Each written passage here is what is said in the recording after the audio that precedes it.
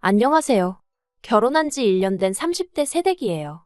남들은 신혼이라며 한참 좋을 때라고 좋겠다 하는데 사실 저희 부부 거의 한 달에 한두 번은 꼭 싸우고 있었어요. 최근에는 거의 매일같이 싸웠고요. 하지만 결혼한 지 얼마 되지도 않은 상황에서 친정부모님 걱정시키는 게 싫어서 한 번을 속 시원히 말을 못했어요. 남편과는 지인의 소개로 만났습니다. 말 그대로 지인으로 솔직히 가까운 사이도 아니었는데 어느 날 갑자기 소개팅을 해준다고 해서 좀 의아했던 기억이 나요. 근데 그 무렵 제가 주변 친구들도 하나둘씩 시집가고 애 낳고 하는 거 보면서 마음이 조급해져 있었거든요. 그래서 덥석 그 소개팅을 하겠다고 든 거지요. 만나기로 한 장소는 카페였는데 남편이 먼저 도착해 있었어요. 사진으로 봤을 때는 솔직히 소위 새님이라고 해야 하나? 뭔가 공부만 할 줄 알고 다른 건 쑥맥 같은 느낌이었거든요. 그런데 막상 만나보니 재미가 별로 없긴 해도 어떻게든 분위기를 끌어가려고 노력하는 모습이 좋았어요. 남편도 남편대로 저에게 호감을 느꼈는지 이후로도 2번, 3번 애프터 신청을 해오대요. 그렇게 한 달쯤 지나서 자연스럽게 연인 사이로 발전했습니다. 그리고 3년의 연애 끝에 결혼까지 하게 되었고요. 결혼 당시 남편도 저도 둘 다 직장을 다니는 평범한 회사원이었어요. 다만 남편이 저보다 연봉이 좀 더 높았지요. 아무래도 남편이 저보다 나이도 3살이나 많았고 이직을 한번 하면서 몸값이 좀 오른 상황이었거든요. 대신 저희 친정이 시댁보다 여유가 있었습니다. 시댁도 어려운 환경은 아니었지만 그래도 경제적으로 저희 집이 좀 더 넉넉한 상황이었어요. 시부모님께서는 살고 계신 집하고 나라에서 나오는 연금이 전부였던 반면에 저희 부모님께선 당신들 사업장에서 계속 현역으로 경제활동을 하고 계셨거든요. 그래서 친정에서 1억 5천을 보태주셨어요. 시댁에서는 아무것도 안 해주셨고요. 말이 나와서 말이지만 원래는 친정에서 좀 더 해주고 싶어 하셨는데 제가 만류했습니다. 시부모님이나 남편이나 형편되는 사람이 좀 더 하면 어떠냐는 식으로 나왔는데 그런 태도가 솔직히 거슬렸거든요. 뻔뻔하고 염치가 없게 느껴졌달까요? 이후로 모아둔 돈 5천까지 해서 저는 2억을 해갔고 남편은 자기가 모은 돈 4천 들고 왔어요. 그리고 자기가 타던 차도 혼수라나 어쩐다나 그러면서 들고 왔는데 앞으로 3년은 더 갚아야 하는 대출이 남아있었지요. 그래도 그런 부분을 크게 문제 삼지는 않았습니다. 남편이 먼저 결혼 후에는 경제권을 저에게 넘기겠다 했고 앞서 말씀드린 대로 남편이 저보다 잘 버는 상황이었으니까 이래저래 계산해보면 제가 크게 손해라는 생각은 안 들었거든요. 그런데 결혼하고 2달이 되도록 경제권을 넘기겠다는 남편은 어찌된 일인지 돈에 대한 이야기만 나오면 자리를 피하기 일쑤였습니다. 그래서 참다 못한 제가 도대체 돈 관리를 어떻게 하고 싶은 거냐고 직접적으로 물었어요. 그러자 남편이 한다는 소리가 각자 하자더라고요. 각자라는 말도 도무지 이해가 되질 않았고 동시에 살림이라던가 주로 집안일에 신경 쓰는 사람이 저였거든요. 그렇다 보니 까닥하면 제가 제 돈으로 장 봐서 밥 해먹이고 그러게 생겼더라고요. 그건 말도 안 되잖아요. 그래서 그건 불공평한 것 같다고 하나하나 따져 물었습니다. 그리고 사실 다른 무엇보다도 남편의 말이 결혼 전과 달라졌다는 사실 자체에 기분이 무척 나빴지요. 아무튼 그래도 다행이라고 해야 할지 그때는 남편도 제 말을 듣고는 미안하다면서 저에게 자기 신용카드를 주고는 그걸로 장보고 집안에 필요한 데 있으면 쓰라 하대요. 그런데 아무리 남편이 카드 주인이라지만 정말 마트에서 몇천 원만 긁어도 바로 전화가 오더라고요. 카드를 받고 다음 날이었어요. 퇴근 후 마트에 들려 장을 보다가 고등어가 싸고 싱싱하길래 3마리, 그러니까 한 팩을 샀습니다. 그리고는 남편 카드로 긁었지요. 그런데 정말 결제하고 1분도 안 돼서 남편에게 전화가 걸려왔고 뭘 산 거냐고 묻더라고요. 그리고 그때만 하더라도 저는 남편의 그런 행동에 별다른 생각은 없었어요. 그래서 퇴근길에 마트에서 고등어 샀다고 얼른 가서 해주겠다고 속도 없이 대답을 했지요. 그런데 남편은 고등어를 몇 마리나 산 거냐며 짜증스럽게 물었고 제가 3마리 샀다니까. 사람이 둘인데 뭐 한다고 3마리나 샀냐며 승질을 내는 거예요. 어이가 없긴 했지만 3마리가 한 팩이어서 3마리를 살 수밖에 없었다고 설명을 했어요. 그럼 남편도 적당히 하고 멈춰야 할 거 아니에요. 그런데 기껏 한다는 말이 파는 사람한테 2마리만 사면 안 되냐고 물어보긴 했냐며 따지더라니까요. 그리고 그런 비슷한 일들이 몇 번이고 반복되니까 치사하고 더러워서 카드를 쓰기가 싫더군요. 그래서 남편더러 앞으로 생활비는 현찰로 주라고 했습니다. 당신 얼마, 나 얼마 각자 월급에서 각출해 생활하자고요. 그리고 그렇게 합의를 본 게 고작 50만 원씩이었어요. 그렇지만 사실 아무리 애 없이 2사람이 산다고 해도 100만 원으로 관리비에 공과금 다 내고 살림을 꾸린다는 건 불가능한 일이었습니다. 특히나 돈은 똑같이 내는데 왜인지 주방일은 저만 하고 있더라고요. 그래서 남편더러 당신은 청소와 빨래를 담당하라 했습니다. 그랬더니 돌아오는 남편의 반응은 알겠다면서 대신 자기가 해야 된다고 느낄 때 할 테니까 잔소리를 하지 말라는 거예요. 그래놓고는 청소기는 3, 4일에 한 번, 세탁기는 열흘에 한 번 돌리는 게 아니겠어요? 남편의 그런 꼬라지라고 해야 할지, 심술이라고 해야 할지. 아무튼 제가 직접 겪어보니 그동안 왜 회사에서 일하던 언니들이 맞벌이하면서 동시에 집안일에 독박육아에 왜 그렇게 허덕였는지 이해가 가더라니까요. 그리고 저는 언니들처럼 살 수는 없다고 생각했어요. 그래서 남편에게 집안일을 그따위로 할 거면 돈을 더 내라고 했지요. 그러자 남편이 자기는 불편한 게 하나도 없다면서 제가 예민하다는 식으로 몰아가는 거예요. 그래서 저도 주방일을 손에서 놔버렸습니다. 공용생활비로 장은 받아두었지요. 쌀 사다 놓고 반찬 사다 놓고 그리고는 말 그대로 알아서 챙겨 먹던지 말던지 마음대로 하라고 내버려뒀습니다. 식사를 차리게 되더라도 딱 1인분? 제목만 해서 먹었어요. 그리고 그렇게 지낸 지 3주쯤 되던 차에 생각지도 못한 일이 벌어졌습니다. 솔직히 남편이나 저나 둘 다 성인이고 결혼한 상황에서 일어난 일인 만큼 저희 둘이서 해결해야 한다고 생각했어요. 그런데 세상에 남편이 어머님한테 이야기를 했더군요. 그것도 자기가 한 짓거리는 이런 방구도 없이 제가 생활비를 받았으면서 살림엔 손끝 하나 대지 않는다는 식으로요. 그러니 어머님께서 제가 군기가 빠졌다나 어쨌다나 하시며 한달음에 저희 집으로 쫓아오셨습니다. 처음엔 솔직히 연락도 없이 찾아오신 어머님이 황당하고 어이없고 그렇지만 이내 차라리 잘 됐다 싶더라고요. 그래서 저도 어머님을 붙들고 그동안 쌓아뒀던 억울하고 답답한 마음을 속사포처럼 쏟아냈습니다. 그리고 저는 솔직히 어쨌든 어머님이 어른으로서 그리고 같은 여자로서 어느 정도 상황을 정리해 주실 줄 알았어요. 어머님은 평생 전업을 하셨으니 제가 느끼는 서러움도 어느 정도는 공감해 주실 줄 알았고요. 하지만 이게 웬걸요. 어머님께서는 제 이야기를 다 들으시고도 그래도 여자가 살림을 해야 하는 게 맞답니다. 생활비는 옛날에야 남자들이 외벌이를 했으니 그렇지만 요새는 같이 잘 버는데 왜 남편한테만 부담을 주냐 하시면서요. 이중자 때 내로남불이 이런 건가 싶어서 웃기지도 않더라니까요. 결국 저와 남편은 갈등의 골을 좁히지 못했습니다.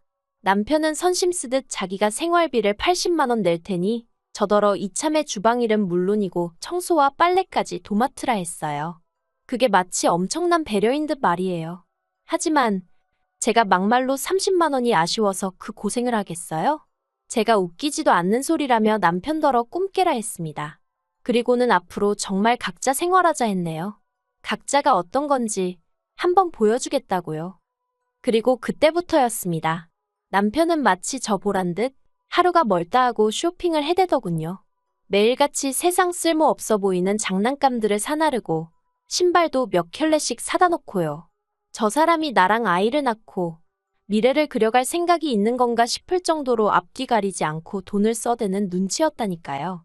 게다가 제가 식사를 챙겨주지 않았더니 매일 밤마다 배달음식에 3, 4만 원씩 쓰는 것도 예산일이었지요. 그리고 무엇보다도 저와는 말 한마디 상의도 없이 남편이 그동안 어머님 아버님께 한 달에 50만 원씩 따로 용돈을 드리고 있었더라고요.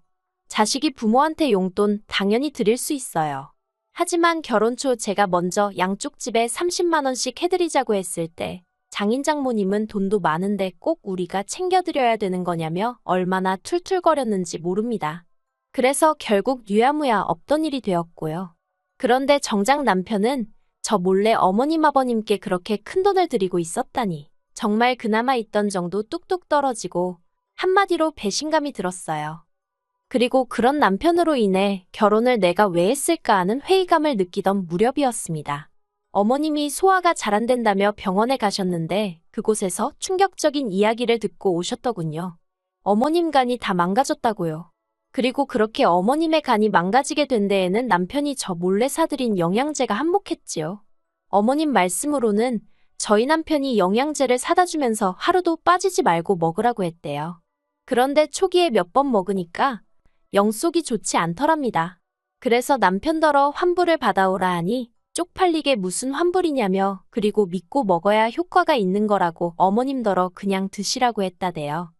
어머님은 잘난 당신 아들이 그러라 하니 속에서 안 받는데도 그냥 꾹 참고 드셨답니다. 그리고 결국 그 영양제가 어머님 간을 다 망가뜨린 거였고요. 병원에서는 당장 간이식을 해야 한다 했고 그때부터 시댁의 병원비가 하염없이 들어가게 됐던 모양이에요. 참고로 알고 보니 저희 어머님 아버님 그 연세에 도움이 될 만한 보험 하나 없으셨지요. 그리고 그제서야 남편이 저를 찾았습니다.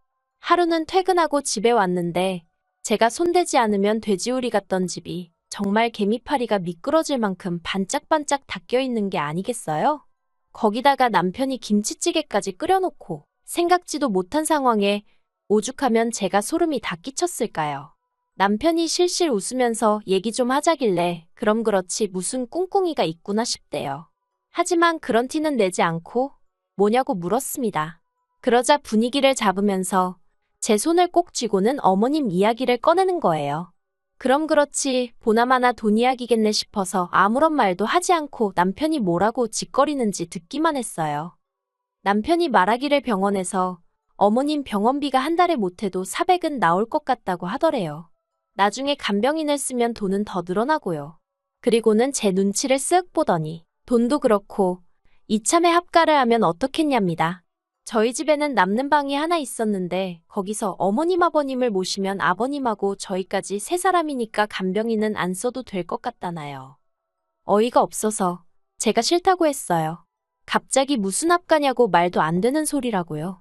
그러자 남편이 자기도 이 집 살 때 4천만 원 보태지 않았냐면서 자기도 권리가 있답니다. 그래서 나는 2억을 들고 왔는데 4천 가지고 권리 어쩌고 하는 거 창피하지도 않냐고 무안을 줘버렸네요. 원래 돈 갖고 생색내는 거 아니라고 친정 부모님께 귀에 딱지가 않도록 들어왔던지라 남편이 생활비 가지고 사람한테 창피를 주고 불쾌하게 만들 때도 내가 결혼할 때 얼마를 해왔네 그런 소리는 안 했었거든요. 그런데 남편이 너무 뻔뻔하니까 이런 사람한테는 직접적으로 알려주는 수밖에 없다 싶대요. 그래서 그냥 내질러버린 거지요. 그러자 남편이 한다는 소리가 부부 사이에 그런 걸 어떻게 다 따지면서 사냐는 거예요. 가정이란 울타리가 생겼으니 남편에게는 장인 장모가 제2의 부모이고 저에게는 어머님 아버님이 제2의 부모랍니다. 그러면서 부모가 아픈데 모른 척하는 자식이 어디 있냐고요. 그런데 제가 별다른 반응을 안 보였어요. 사실 처음엔 화도 내고 그랬지만 뒤로 갈수록 아예 별 반응을 보이지 않았지요. 그러니 자기도 별수가 없다 싶었는지 그러면 차라리 어머님 병원비를 보태달랍니다. 자기 혼자 감당하기엔 금액이 너무 크다면서 제 월급에서 100만 원씩만 보내달래요. 정말이지 합가 얘기보다 더 어이가 없더라니까요. 제가 남편더러 내가 왜 그래야 되냐고 물었어요. 그러자 남편이 기껏 하는 말이 우린 부부잖아 그러대요. 우리가 부부 맞냐고 받아쳤습니다. 와이프가 쓰는 돈이라면 10원짜리 하나에도 부들부들 떨던 사람 아니냐고. 그런데 이제 와서 부부 어쩌고 운운하는 거 창피하지도 않냐고요. 부부라는 게 원래 서로 힘든 시절도 같이 이겨내고 좋은 추억도 만들고 하면서 그 힘으로 같이 살아가야 하는데 당신과 내가 그런 기억이 있냐? 나는 당신 때문에 속상하고 힘들고 서운했던 기억밖에 없다. 정말 그간 가슴에 맺혀있던 말들을 아주 따발총처럼 쏘아댔어요. 그리고는 이제 와서 행여나 나한테 안 해노릇 며느리돌이 같은 건 바라지도 말라고 못을 박아버렸지요. 그랬더니 남편이 한숨을 푹푹 내쉬더니 그러면 뭐 방법이 없답니다. 그리고는 급기야 이혼 이야기를 꺼내더라고요. 어이가 없어서 남편을 빤히 쳐다봤어요. 그동안 제가 남편의 거지 같은 행동을 버텼던 이유는 딱 한 가지. 친정 부모님께 결혼한 지 1년도 안 돼서 이혼하는 그런 모습은 보여드리고 싶지 않아서였거든요. 남편이란 작자도 그 사실을 잘 알고 있었지요. 그러니 이혼이란 카드를 꺼내서 저를 압박하려 했던 거예요. 내가 결혼한 사람이 저렇게 비열한 사람이었나 하는 생각에 자괴감도 들었고 정말 화가 나대요. 그래서 마지막이란 심정으로 진심이냐 물었습니다. 그랬더니 진심이라면서 이혼하고 이 집도 팔아서 자기가 가져왔던 4천만 원 돌려달래요. 그걸로 어머님 아버님 병원비나 해야겠다면서. 그리고는 주변 사람들은 며느리인 제가 시부모님 병원비 보태드리기 싫어서 이혼한 여자라고 생각할 거라며 직장 생활은 가능하겠냐고 빈정거리는데 정말 손발이 부들부들 떨리더라니까요. 결국 저는 친정부모님께 사실 그대로 있는 그대로 모든 것을 털어놓았습니다. 친정부모님이 실망하실까봐 이혼만큼은 어떻게든 피해보려고 했는데 너무 괴롭고 힘들어서 그동안 남편이 저를 힘들게 했던 사소한 일들까지도 전부 다 말씀드렸어요. 사실 그동안 제 얼굴에 침 뱉기 같아서 그 누구에게도 속 시원히 제 이야기를 하지 못했거든요. 그래서인지 이야기하는 내내 눈물이 계속 흐르더라고요. 그리고 그런 제 모습을 본 친정부모님께선 바보같이 그걸 왜 참고 살았냐며 당장에 헤어지라 하셨습니다. 부모에겐 자식의 행복이 1순위라며 체면이고 사람들이 쑥덕거리고 그런 건 신경 쓰지 마라고 말씀해 주셨지요. 그리고 친정부모님의 말씀에 힘을 얻고 돌아온 바로 그날도 남편은 여지없이 제 얼굴 앞에 이혼 서류를 들먹이며 빨리 사인하라고 난리를 쳤어요. 저는 그런 남편에게서 서류를 낚아채선 알겠다고 하며 사인을 했고요. 그러자 남편의 표정이 가관이었습니다. 한마디로 아차 이게 아닌데 하는 표정이었거든요. 이후로 자기 딴에는 아무렇지 않은 척이라도 하려던 건지 저더러 확실하냐 후회 없냐 낙장불입이다 어쩌다 해대는데 너무 짜증나서 왜 이렇게 말이 많냐고 하기로 했으면 하는 거라고 내일 당장 접수하라고 소리를 지르곤 저 먼저 방으로 들어가 버렸네요. 그런데 이후로 일주일이 지나도 남편은 서류를 접수하지 않았고 더 정확히 말하자면 이혼의 이응자도 말을 안 하더라고요. 오직 제 눈치를 살피기에 급급했지요. 결국 안 되겠다 싶어서 제가 먼저 집을 부동산에 내놓고 남편에게 알렸습니다. 이때 정말이지 집이 제 명이라서 얼마나 다행이다 싶던지요. 여담이지만 결혼식을 앞두고 부부라는 이유로 공동명의를 집요하게 요구하던 남편이었습니다. 듣다 못한 제가 양심 좀 챙기라고 한마디 했었고요. 아무튼 그렇게 집까지 내놨고 남편에게는 빨리 이혼 수속을 밟자고 했어요. 그리고 그제서야 남편이 생각이 바뀌었답니다. 이혼을 안 하겠다는 거예요. 이후로 남편과 말을 섞으면 섞을수록 어린애하고 싸우는 기분이었다고 해야 할까요? 결국 안 되겠다 싶어서 저는 변호사를 쓰게 되었습니다.